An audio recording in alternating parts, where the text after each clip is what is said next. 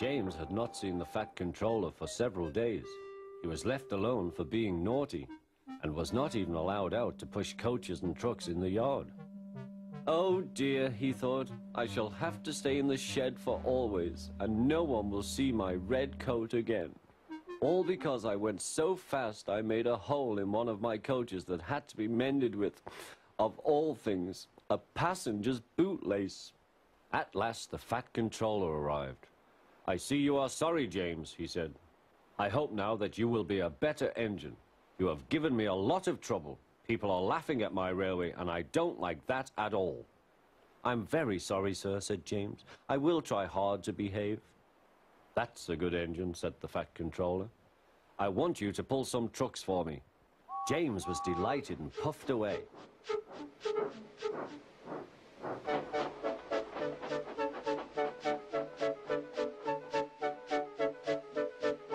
Here are your trucks, James, said Thomas. Have you got some bootlaces ready? And he ran off, laughing. Oh, said the trucks. We want a proper engine, not a red monster. James took no notice and started as soon as the guard was ready. Come along, he puffed. We won't, screamed the trucks. But James didn't care, and he pulled the screeching trucks sternly out of the station.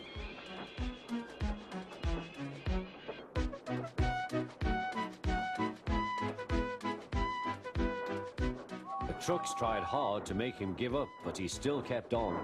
Sometimes their brakes would slip on, and sometimes their axles would run hot, and each time the trouble had to be put right. And each time James would start again, determined not to let them beat him. Give up, you can't pull us, you can't, called the trucks. I can and I will, puffed James, and slowly but surely he pulled them along the line. At last they saw Gordon's Hill. Look out for trouble, James, warned his driver. We'll go fast and get them up before they know it. Don't let them stop you. So James went faster, and soon they were halfway up.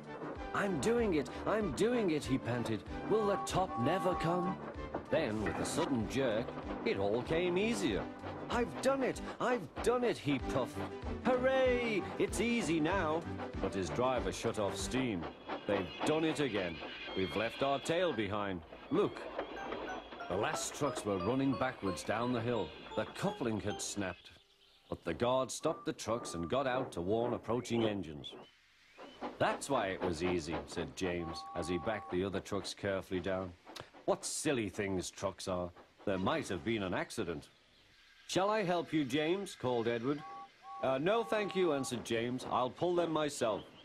Good. Don't let them beat you. You're doing well, whistled Edward, as James slowly struggled up the hill. I can do it, he puffed. He pulled and puffed as hard as he could. I've done it, he panted.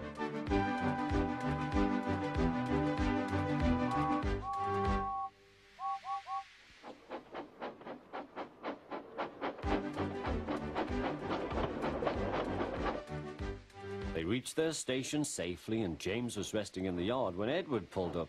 Peep, peep, he whistled. Then James saw the Fat Controller. Oh dear, what will he say, he asked himself. But the Fat Controller was smiling. I was in Edward's train and I saw everything, he said. You've made the most troublesome trucks on the line behave.